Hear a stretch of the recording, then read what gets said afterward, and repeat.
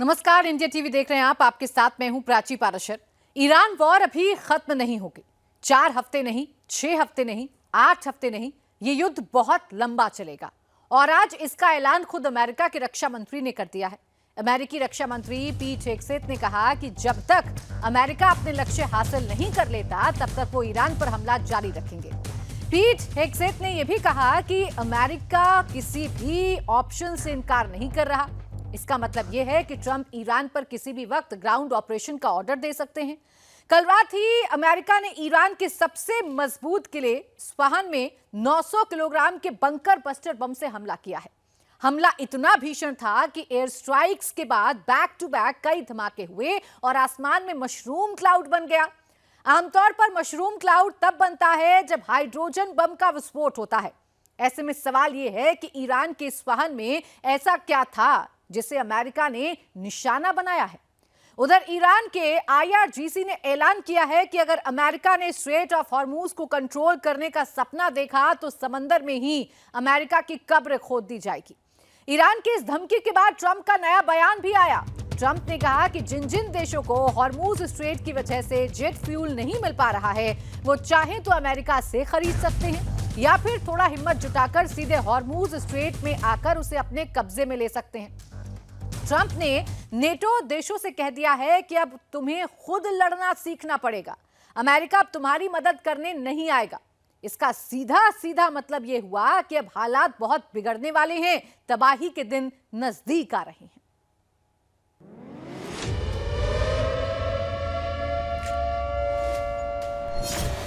Iran की army ने यह क्रिप्टिक मैसेज क्यों पोस्ट किया है?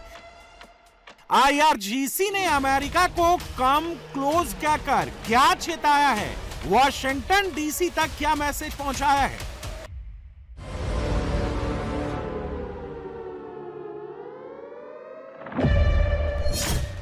We are waiting for you, यानी हम तुम्हारा इंतजार कर रहे हैं। ईरान की IRGC का ट्रंप को भेजा गया ये वीडियो मैसेज अब युद्ध को नेक्स्ट लेवल पर लेकर जाने वाला है। ईरान ऐसा क्या करने वाला है? ईरान अब वो करने वाला है जो युद्ध के 32वें दिन में अब तक नहीं हुआ। ईरान अब ऐसा बदला लेने वाला है जो इस युद्ध की दिशा और दशा बदलने वाला है। और अब की बार ईरान को सबसे घातक हमला करने के लिए अमेरिका और इजरायल ने मजबूर कर दिया है।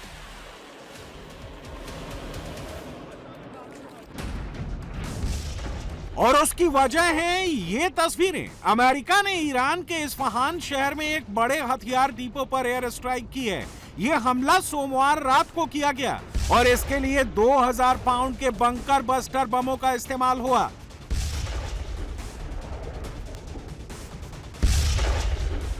धमाके की इंटेंसिटी कितनी तीव्र थी, कितनी विस्फोटक थी, इसका अंदाजा आप इन तस्वीरों को देखकर लगा सकते हैं।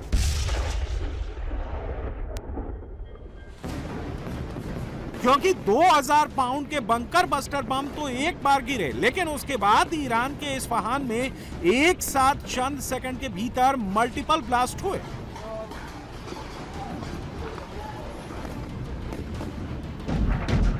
सवाल है कि अमेरिका और इजरायल ने ईरान के इस्फहान में 2000 पाउंड या कहें कि 900 किलोग्राम का बंकर बस्टर बम क्यों गिराया? आखिर इस लोकेशन पर ऐसा क्या था जिससे अमेरिका और इजरायल पूरी तरह तहस नहस कर देना चाहते थे? और उसके लिए 900 किलो के बंकर बस्टर बम का इस्तेमाल क्यों किया गया?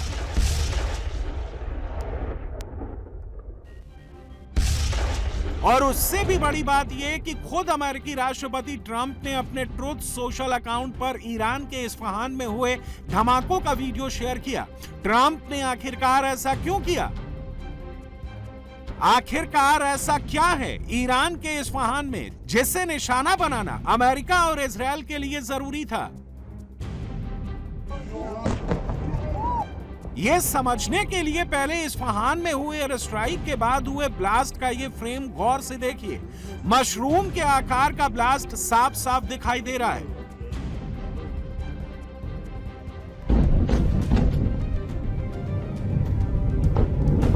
एक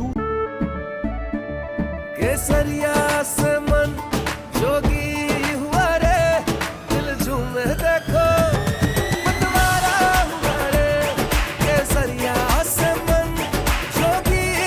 हर पल मनाओ केसरी त्योहार। विमल, बोलो जुबान केसरी। दूसरे वीडियो में धमाकों के बाद बना मशरूम जैसा शेप साफ साफ नजर आ रहा है।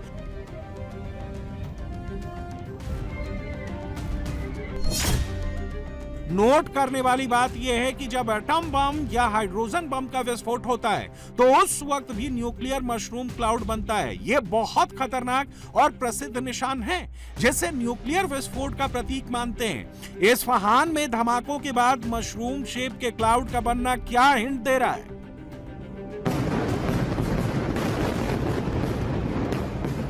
क्या इस्फहान में कुछ ऐसा था जिसे ईरान छिपाना चाह रहा था, लेकिन वो अमेरिका और इजराइल की नजरों में आ गया? अगर हां, तो वहां ऐसा क्या था?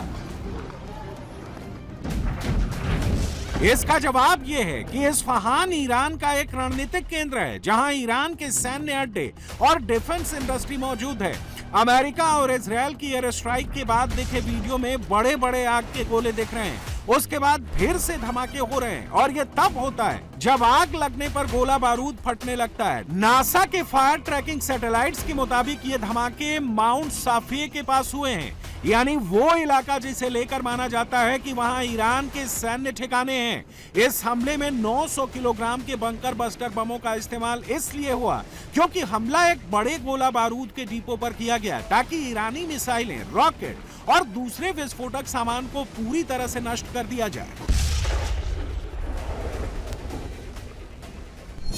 2000 पाउंड वाले बंकर बस्टर बम एक खास तरह के हथियार हैं जो पहले कठोर टारगेट में घुस जाते हैं और फिर फटते हैं। इन्हें ज्यादातर अंडरग्राउंड सैन्य ठिकानों, मजबूत बंकरों और न्यूक्लियर साइट्स पर हमला करने के लिए इस्तेमाल किया जाता है। इन बमों में बहुत मजबूत स्टील का केसिंग होता है जिसकी वजह से ये मिट्टी और कंक्रीट की कई परतों को चीरते हुए अंदर तक घुस जाते हैं और सही गहराई पर जाकर ही फटते हैं। बंकर बस्टर को खतरनाक बनाने वाली बात सिर्फ उसमें भरा हुआ बारूद नहीं है, बल्कि ये भी है कि ये बम विस्फोट को टाइम करके ऐसे टारगेट को निशाना बना सकता है जहां बाकी साधारण बम नहीं पहुंच पाते।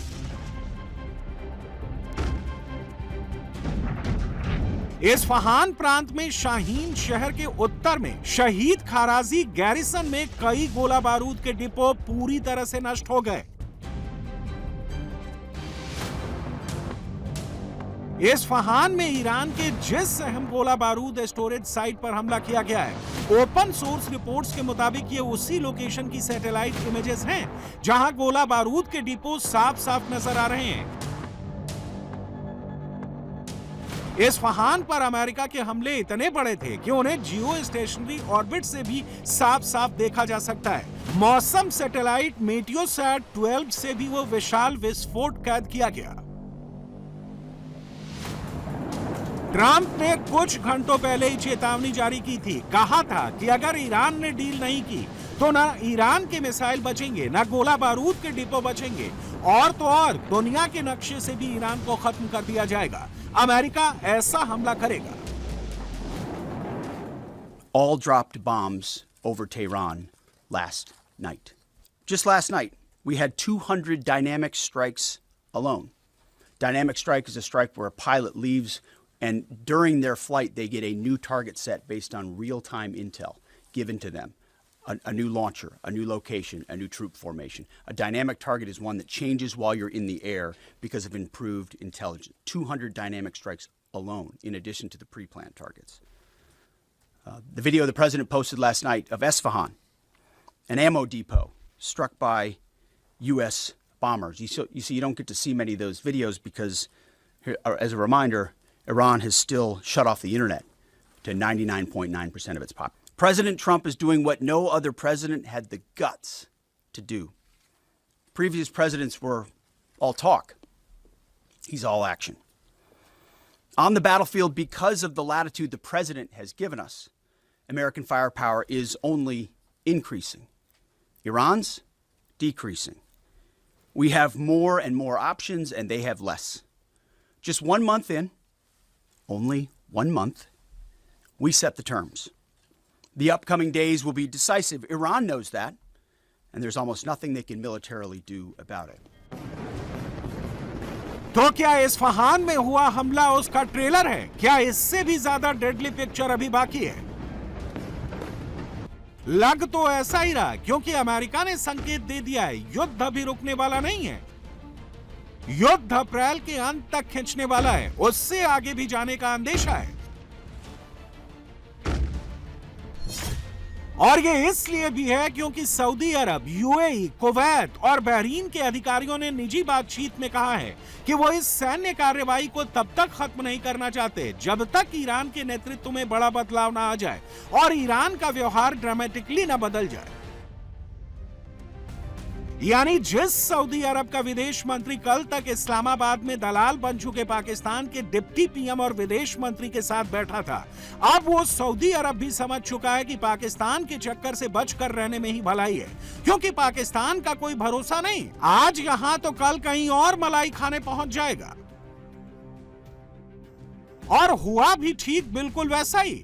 कल तक जो पाकिस्तान दलाल बनकर युद्ध रुकवाने की नौटंकी कर रहा था, आज उसी पाकिस्तान का डिप्टी पीएम और विदेश मंत्री अपने नए आका चीन के पास पहुंच चुका है, एक नए दलाली का कॉन्ट्रैक्ट लेने की तैयारी कर रहा है। लेकिन इस पाकिस्तान की दलाली से ईरान भी वाकिफ है, मिडिल ईस्ट के बाकी देश भी वाकिफ हैं, और अब इस पाकिस्तान की रग रग से पूरी दुनिया भी वाकिफ हो चुकी है। सब समझ चुके हैं कि युद्ध काल में पाकिस्तान डबल गेम खेल रहा है, सबको बेवकूफ बनाकर अपना उल्लू सीधा कर रहा है। जश्न तो ऐसे मनाया गया जैसे दुनिया फतह कर ली, लेकिन जंग बंदी के लिए जो पेट्स यानी पाकिस्तान केसरिया से मन जोगी हुआ रे, दिल झूमे देखो मतवारा हुआ रे। केसरिया से मन जोगी हुआ। हर पल मनाओ केसरी त्योहार। विमल, बोलो जुबान केसरी। मिस्र, तुर्की और सऊदी अरब इस्लामाबाद में बैठे, उसके बाद एक जॉइंट स्टेटमेंट तक नहीं निकाला गया। शहनाइयां भी बजी, तालियां भी बजी, बहुत वाहवाह भी हुई, लेकिन एंड में मिला एक ठेंगा। जिनके लिए जंगबंदी की बातें हो रही थी, अमेरिका, ईरान और इजराइल, चलें इजराइल को छोड़ देते हैं, इनमें से कोई भी इन मुज़ाकरात में शामिल नहीं था। जॉइंट स्टेटमेंट भी इशू नहीं किया गया। एक फर्जी आप कह लें बयान जरूर आया पाकिस्तान के कठपुतली वजीर खारजा नायब वजीर आजम इसहाक डार से, मगर उसके साथ साथ ही वाह वाह और तारीफें ऐसे शुरू हो गई पाकिस्तानी ट्विटर के ऊपर कि आपकी सोच होगी। ये इन्होंने बड़े फैन फेयर से मिले तो हकान फिदान अपने बड़े ही स्मार्ट सूट के अंदर पहुंचे हुए थे और बहुत ही अपने आप को बड़ा एक स्टाइलिश, एक जेंटलमैन की तरह वो कर रहे थे। मुज़ाकरात शुरू हुए तो इसहाक डार की फुटिंग थोड़ी बैलेंस आउट हो गया। एक तरफ बैलेंस करना चाह रहे हैं, दूसरी तरफ बैलेंस आउट हो गया, वो तो गिर भी गया। उसके ऊपर भी बड़े लोगों ने मीमिंग शीमिंग की। ईरान कह रहा है कि जी आपने जो करना है कर लें, हम यहाँ पे आपके लिए बैठे हैं, आपका इंतजार कर रहे हैं।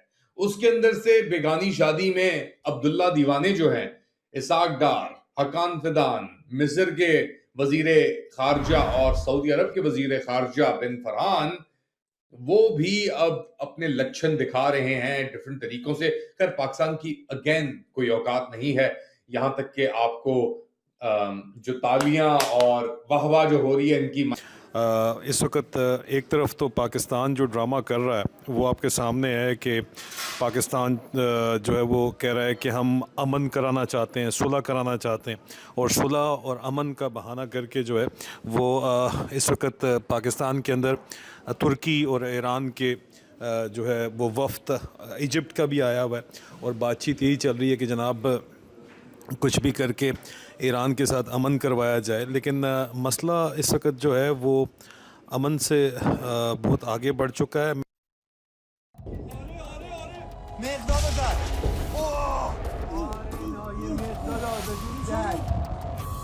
पाकिस्तान की ईरान वाली पंचायती तो फेल हो गई है। उधर अमेरिका और इजराइल के बम रुकने का नाम नहीं ले रहे हैं।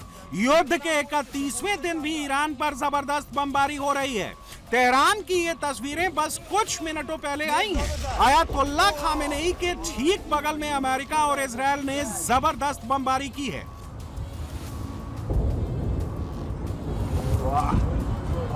یه دونم پشتشه یه دونم پشتش هم زد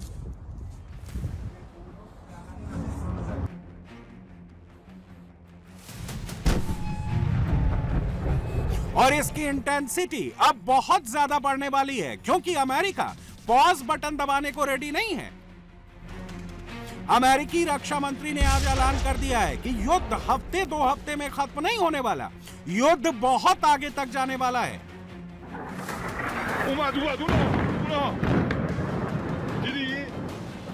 अमेरिका और इजरायल मिलकर ईरान पर तब तक हमला जारी रखेंगे जब तक वो अपने लक्ष्य हासिल नहीं कर लेते। यानी डील वाली कहानी तो सिर्फ एक बहाना है। अमेरिका को किसी ना किसी तरह ईरान को दुनिया के नक्शे से मिटाना है।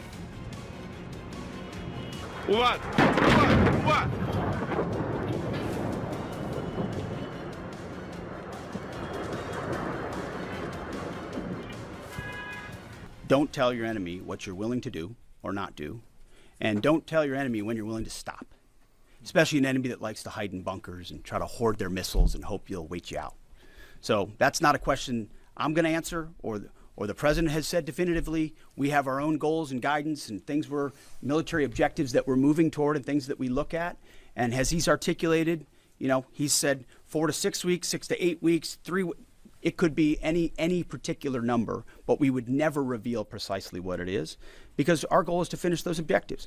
And we're well on our way. And the chairman and I look at this every single day. It will be the president's determination and the president's determination alone when those objectives are complete. They are ongoing, they're active, and I think gaining strength. And we appreciate that. As I said in my remarks, we would much prefer to get a deal. If Iran was willing to relinquish material they have and ambitions they have, open this, great, that's the goal. We don't want to have to do more militarily than we have to. But I didn't mean it flippantly when I said, in the meantime, we'll negotiate with bombs. Our job is to ensure that we compel Iran to realize that this new regime, this regime in charge, is in a better place if they make that deal. लेकिन Iran भी इतनी आसानी से surrender करने वाला नहीं है। ईरानी military ने आज ऐलान कर दिया है कि वो अपने दुश्मनों के पैर काट देगा। गोले का बदला गोले से, मिसाइल का बदला मिसाइल से और बम का बदला बम से लेगा। वो अमेरिका की एक भी शर्त नहीं मानेगा और ऐसा करके ईरान अपने लिए आगे की राह मुश्किल कर रहा है, क्योंकि अब तो नेतन्याहू ने भी कह दिया है कि अरब मुल्क भी ईरान की मौजूदा रिजीम को तबाह और बर्बाद होते देखना चाहते हैं।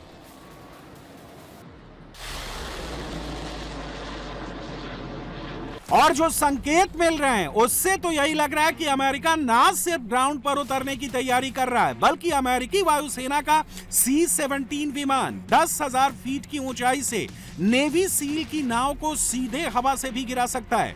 सील कमांडो उसके बाद हैलो जंप करते हैं, पानी में नाव से मिलते हैं और फिर तेजी से किनारे पर उतर जाते हैं। इस तरीके से अमेरिका बिना किसी जहाज को तट के पास भेजे सीधे दुश्मन के तट पर हमला कर सकता है। अमेरिका ने इसकी तैयारी कर ली है और अमेरिकी रक्षा मंत्री ने आज बिना कुछ कहे बहुत बड़ा संकेत भी दे दिया है। We're not going to foreclose. केसरिया से मन जोगी हुआ रे, दिल झूमे देखो मतवारा हुआ रे। केसरिया से मन जोगी हुआ। हर पल मनाओ केसरी त्योहार। विमल, बोलो जुबान केसरी। Any option.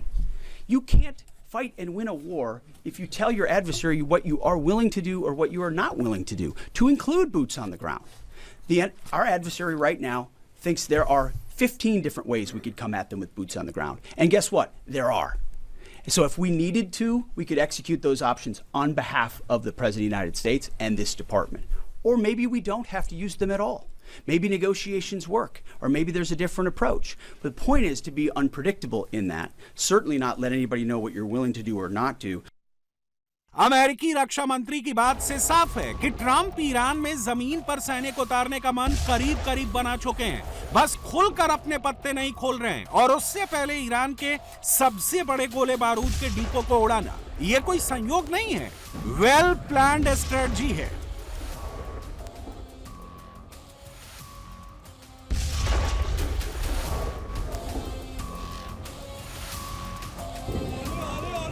मैं 2,000 और अगर ये युद्ध आगे बढ़ा तो दुनिया में क्राइसिस बढ़ेगा। हॉर्मूज स्ट्रेट पर अमेरिका ने चुप्पी साध रखी है।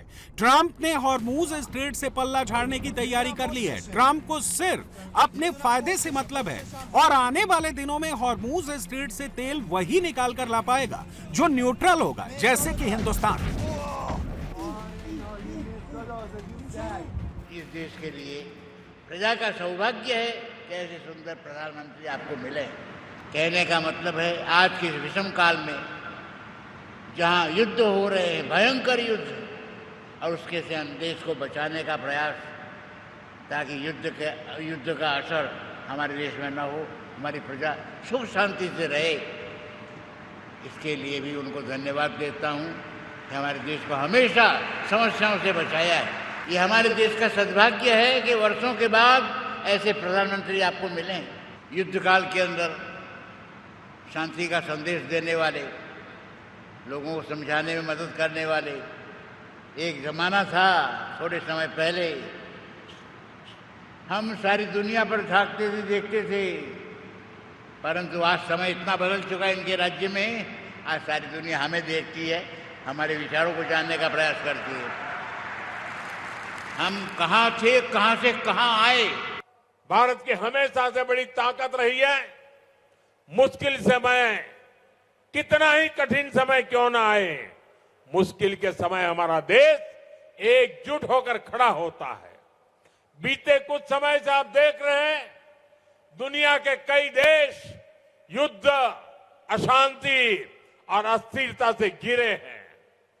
वेस्ट एशिया में जो हालत बने हुई है उनका असर पूरी दुनिया पर है। ऊर्जा जरूरतों की, डीजल, पेट्रोल और गैस की दिक्कत पूरी दुनिया में बढ़ गई है। ऐसे संकट में भी भारत ने हालातों को नियंत्रण में बनाए रखा है। इसके पीछे देश की सफल विदेश नीति और देशवासियों की एकजुटता की सफलता की ताकत है।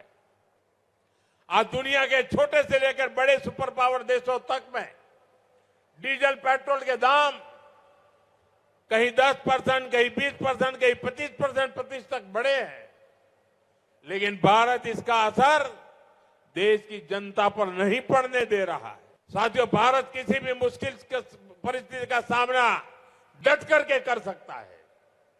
ये हमने कोरोना काल में भी दिखाया है। उसी तरह ये समय भी साथ रहने का है। हमें इस बात पर गर्व होना चाहिए, आज जब पूरी दुनिया केवल अपने बचाव में लगी है, भारत न केवल स्थिरता बनाए हुए है बल्कि विकास के रास्ते पर भी हर दिन आगे बढ़ रहा है। ईरान ने अमेरिका को नई धमकी दी है और बहुत खतरनाक धमकी दी है। ईरान ने अमेरिका से कहा है कि तुमने घर में घुसकर हमारे कमांडर्स को मारा, हमारे सुप्रीम लीडर को मारा, हम भी तुम्हारे घर में घुसकर मारेंगे। अमेरिका के लीडर्स को नहीं छोड़ेंगे। बदले में ईरान ने 88वीं लहर छोड़ दी है। ट्रंप ने कहा है कि वो डील करने को तैयार है, बशर्ते ईरान एटम बम का सपना छोड़ दे। और ईरान साफ कह रहा है कि वो एटम बम ही बनाएगा। 11 एटम बम का सामान तैयार कर चुका है। 90% एटम बम रेडी है। ना नतांज में मिला,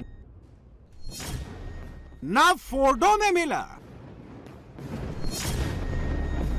मुश्तबा का 540 किलो यूरेनियम कहां है? ना बुशर में मिला, ना इस्फहान में मिला। ईरान का 11 एटम बम का मसाला कहां है? 10 महीने से ट्रंप ईरान का यूरेनियम ढूंढ रहे हैं। B-2 बॉम्बर से हजारों टन का बम गिरा रहे हैं, लेकिन मुश्तबा का एटमी ठिकाना पता नहीं कर पा रहे हैं। आखिर ईरान का 540 किलो यूरेनियम गया तो गया कहां?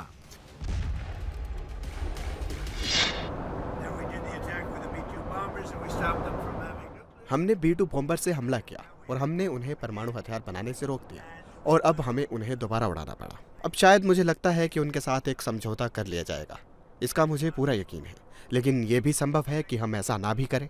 अगर आप देखें तो हमने सरकार में बदलाव किया है। अगर आप देखें तो पहले रिजीम को पूरी तरह से नष्ट कर दिया, वे सभी लोग मारे जा चुके हैं।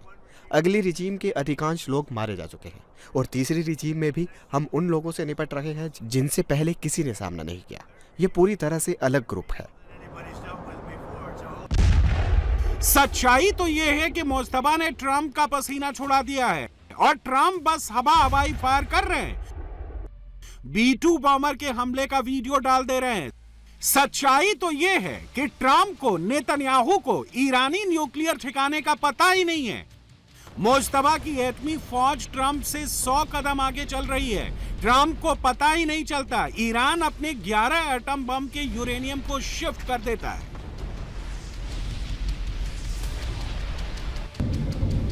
ट्रंप ने इस्फहान पर जो B2 बॉम्बर चलाया उसकी वजह ईरान का एटमी ठिकाना ही था, लेकिन ट्रंप को यहां भी कुछ नहीं मिला। फ्रेंच न्यूज़पेपर ले मोंड ने 28 मार्च को बड़ा खुलासा किया है, जो ट्रंप के इसी नए हमले की ओर इशारा कर रहा है। ले मोंड का दावा है कि ईरान जून 2025 के युद्ध से पहले यूरेनियम को छुपा चुका है। अखबार का अंदाजा है कि यह लोकेशन इस्फहान हो सकती है। रिपोर्ट की माने तो Iran enrich uranium safe location पर शिफ्ट कर चुका है और इसे इस्फहान की पहाड़ियों में बने सुरंगों में कहीं शिफ्ट कर दिया गया है। ईरान की एटमी टीम को पता है कि ट्रंप और नेतन्याहू का टारगेट ईरान के 540 किलो एनरिच्ड यूरेनियम है। जिस दिन ये उन्हें मिल गए, ईरान उसी दिन हार जाएगा और जब तक ये नहीं मिला तब तक ट्रंप और नेतन्याहू खौफ खाएंगे। मुस्तफा की टीम कैसे अपने एटमी मसाले को प्रोटेक्ट कर रही है? 9 जून 2025 को एक सैटेलाइट इमेज सामने आई थी जिसमें साफ देखा जा सकता है कि नतांज और फोर्डो में मौजूद 18 कंटेनर में भरे यूरेनियम एनरिचमेंट को एक हैवी ट्रक के जरिए शिफ्ट किया जा रहा है। एटॉमिक एक्सपर्ट्स का मानना है कि सैटेलाइट इमेज में दिख रहा है ये ट्रक टाइप बी का न्यूक्लियर ट्रांसपोर्ट कास्क जैसा दिखता है, जो ईरान के 60% एनरिच्ड यूरेनियम के पूरे भंडार को आसानी से शिफ्ट कर सकता है। इस्फहान से 100 किलोमीटर दूर जाग्रोस की पहाड़ियां हैं। इन्हीं पहाड़ियों में फोर्डो और नतांज न्यूक्लियर सेंटर हैं। लगभग 1600 किलोमीटर में फैली जाग्रोस की पहाड़ियां ईरान के पश्चिमी और दक्षिणी पश्चिमी हिस्से तक फैली हुई हैं। जाग्रोस की ग्रेनाइट की मजबूत पहाड़ियां हैं और इन्हीं पहाड़ियों के भीतर ही 100 मीटर नीचे ईरान ने सुरंग खोदकर न्यूक्लियर साइट्स बना रखी हैं। ये सुरंगें कहां तक जाती हैं, कहां तक फैली हैं, कहां पर ईरान ने एटमी ठिकाना बना रखा है, ना ट्रंप की इंटेलिजेंस पता कर पा रही है और ना ही नेतन्याहू की मोसाद। और ट्रंप और नेतन्याहू के लिए सबसे ज्यादा टेंशन इसी बात की है। IAEA ने 12 जून 2025 को ईरान के न्यूक्लियर कैपेसिटी के बारे में बताया था। ईरान के पास इतना एनरिच यूरेनियम है कि वो 7 से 10 दिन में 11 एटम बम बना सकता है। 60% तक एनरिचमेंट वाले यूरेनियम का कुल वजन 440.9 किलोग्राम बताया गया। यूरेनियम 235 क्वालिटी का ये यूरेनियम 90% तक एनरिच करके एटम बम बनाया जा सकता है। 20% तक एनरिचमेंट वाले यूरेनियम का कुल वजन 184.1 किलो था। ईरान का दावा है कि उसने ऊर्जा जरूरत के लिए यूरेनियम एनरिच किया है। न्यूक्लियर रिएक्टर के लिए 60% तक एनरिचमेंट वाले यूरेनियम की जरूरत होती है। एक्सपर्ट का मानना है कि 60% एनरिचमेंट के बाद 90% तक पहुंचने में ज्यादा वक्त नहीं लगता। 90% यूरेनियम एनरिचमेंट के बाद इससे न्यूक्लियर बम बनाया जा सकता है। और जब तक ईरान के पास 540 किलो एनरिच्ड यूरेनियम है, तब तक ईरान को झुकाना नामुमकिन है। इसीलिए जब अमेरिका ने एक बार फिर से इस्फहान इलाके में B2 बॉम्बर से बमबारी की तो ईरान भड़क गया।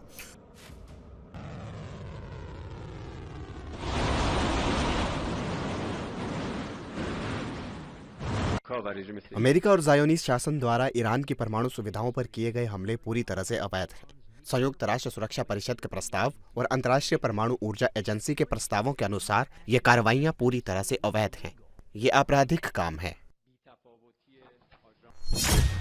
दुनिया की बड़े बड़े अखबारों की रिपोर्ट्स में दावा किया जा रहा है कि अमेरिका जाग्रोस की पहाड़ियों पर ही B-2 बॉम्बर इसीलिए बरसा रहा है कि उसे शक है कि ईरान ने जाग्रोस पहाड़ियों के भीतर बनाई सुरंगों में अपने 540 किलो एनरिच यूरेनियम छिपा रखे हैं।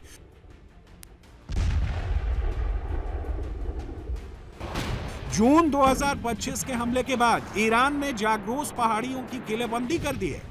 इन पहाड़ियों के नीचे ईरान ने कहां यूरेनियम छिपा रखा है, international atomic energy agency IAEA को भी पता नहीं है। IAEA की 12 जून 2025 की इस रिपोर्ट के एक दिन बाद ईरान पर अटैक हो गया। इजरायल ने ईरान के न्यूक्लियर साइंटिस्ट और न्यूक्लियर साइट नतांज को निशाना बनाया। 22 जून को अमेरिका ने 3 nuclear site Natanz, Isfahan, Fordow पर अटैक किया।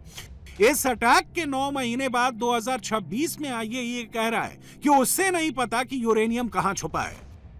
International atomic energy agency IAEA को नहीं पता, ट्रंप को नहीं पता, नेतन्याहू को नहीं पता। ट्रंप कुछ कर नहीं पा रहे हैं, बस बड़ी बड़ी डींगे हाँक रहे हैं।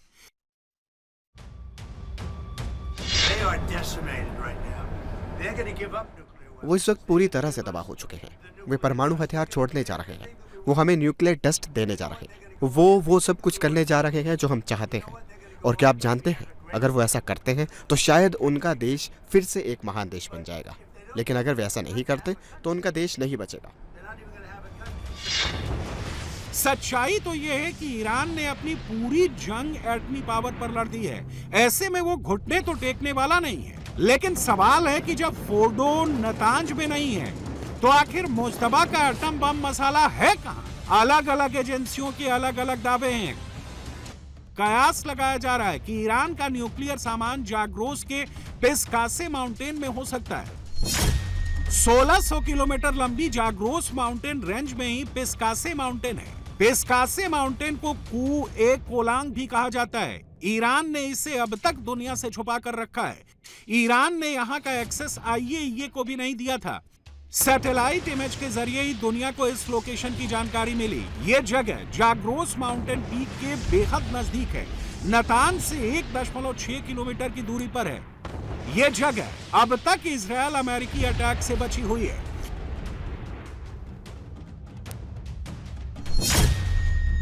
रिपोर्ट के मुताबिक यहां 100 मीटर गहराई में टनल बना हुआ है। 28 फरवरी को ईरान अटैक से पहले इसके कई एंट्री पॉइंट को ईरान ने बंद कर दिया था। यह पहाड़ी ग्रेनाइट चट्टान से बनी है जो इस साइट के लिए नेचुरल जियोलॉजिकल बैरियर का काम करती है। ग्रेनाइट की मोटाई और इसकी हार्डनेस इसे बंकर बस्टर बम से प्रोटेक्ट करती है। B-2 बॉम्बर से ड्रॉप किए जाने वाले GBU-57 बम भी यहां पूरी तरह कामयाब नहीं है। ट्रंप हवा से B-2 बॉम्बर चला रहे हैं, लेकिन ग्रेनाइट की इन पहाड़ियों में 100 मीटर नीचे बने न्यूक्लियर साइट को उड़ाना आसान नहीं है।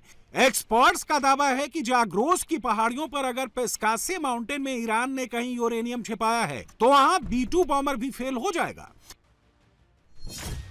इस्फहान का न्यूक्लियर साइट जमीन से 100 मीटर नीचे गहराई में बना है।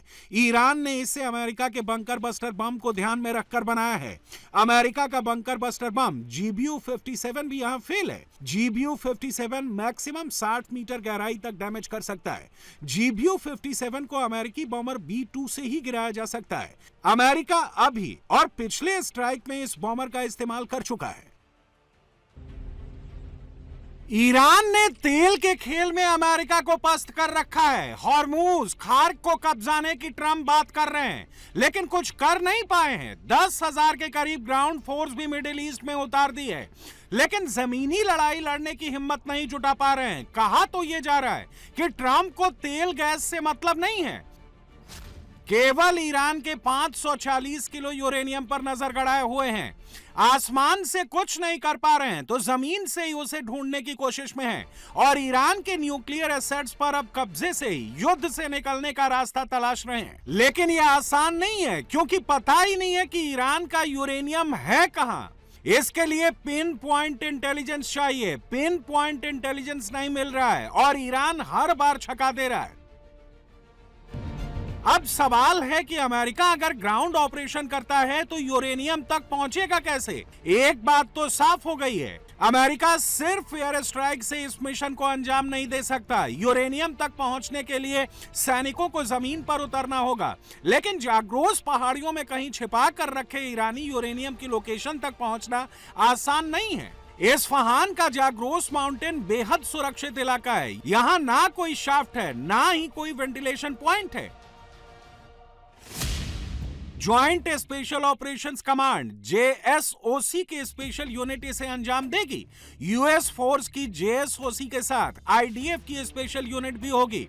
अमेरिका अपने डेल्टा फोर्स और सील टीम 6 को मिशन के लिए भेज सकता है। इन टीमों के पास weapons of mass destruction WMD से निपटने की एक्सपर्टाइज है। चर्चा इस बात पर है कि सुरंग में घुसकर यूरेनियम को नष्ट किया जाए या सुरक्षित किया जाए। अमेरिका के पास इस मिशन के लिए दोनों ही तरह की स्पेशलाइज्ड टीम मौजूद है। जिस वक्त ये मिशन अंजाम दिया जा रहा होगा, उसी वक्त लोकेशन के बाहर भी यूएस फोर्स तैनात होगी। 75th रेंजर रेजिमेंट या 82 एयरबोर्न डिवीजन लोकेशन की सुरक्षा का जिम्मा देखेगी।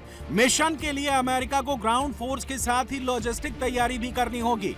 MC-130J विमान और MH-47 चिनूक हेलीकॉप्टर को लगाया जाएगा। 6 MC-130J विमान ब्रिटेन के RAF मिल्डेन हॉल एयरबेस के पास युद्ध के बाद से ही मौजूद हैं। MC-130J विमान खास तौर पर गुप्त मिशनों के लिए बनाए गए हैं। कमांडो को दुश्मन क्षेत्र में चुपचाप अंदर बाहर लाने के लिए इस्तेमाल होते हैं। कहा जा रहा है कि सिर्फ ईरान के 8वीं लोकेशन को ढूंढने की अमेरिका ने स्पेशल तैयारी की है। अपनी एक स्पेशल फोर्स को इसीलिए सालों से ट्रेंड कर रही है। अमेरिका ईरान की जाग्रोस पहाड़ियां जैसी लोकेशन पर अपनी स्पेशल फोर्स को ट्रेनिंग दिला रहा है। ईरान के यूरेनियम ठिकानों का पता लगाने के लिए स्पेशल फोर्स कमांडो बनाया गया है। इन स्पेशल फोर्स कमांडो को अमेरिका पिछले कई सालों से ट्रेनिंग दे रहा है। स्पेशल फोर्स कमांडो का मकसद ईरान में घुसकर यूरेनियम को कब्जे में लेना है।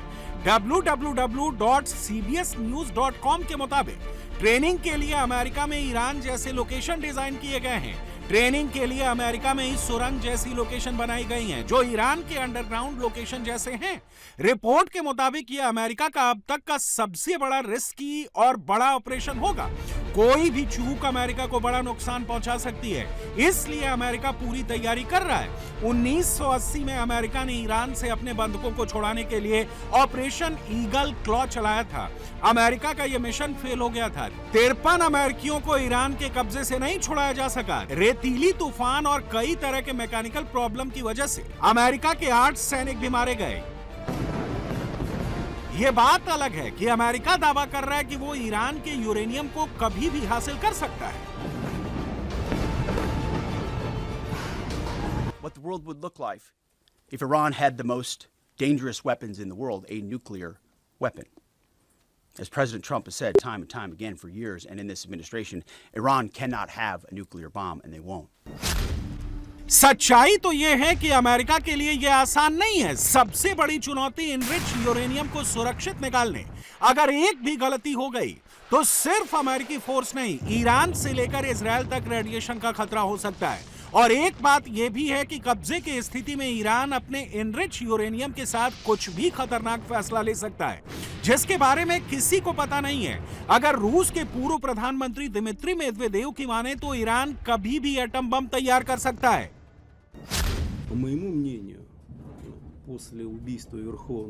मेरी राय में इसका कोई शक नहीं है कि ईरान अपने सर्वोच्च नेता की हत्या के बाद भी किसी न किसी रूप में परमाणु परीक्षण जारी रखेगा। देर सवेर उसे कोई नया हथियार मिल ही सकता है और अंततः वो परमाणु हथियार हासिल कर लेगा। जो भी कुछ हुआ है उसके बाद अब इजराइल और ईरान के बीच किसी न किसी रूप में परमाणु टकराव निश्चित सा दिख रहा है। ये कहना दुखद क्यों ना हो, ये स्वीकार करना उतना ही दुखद और दुर्भाग्यपूर्ण है।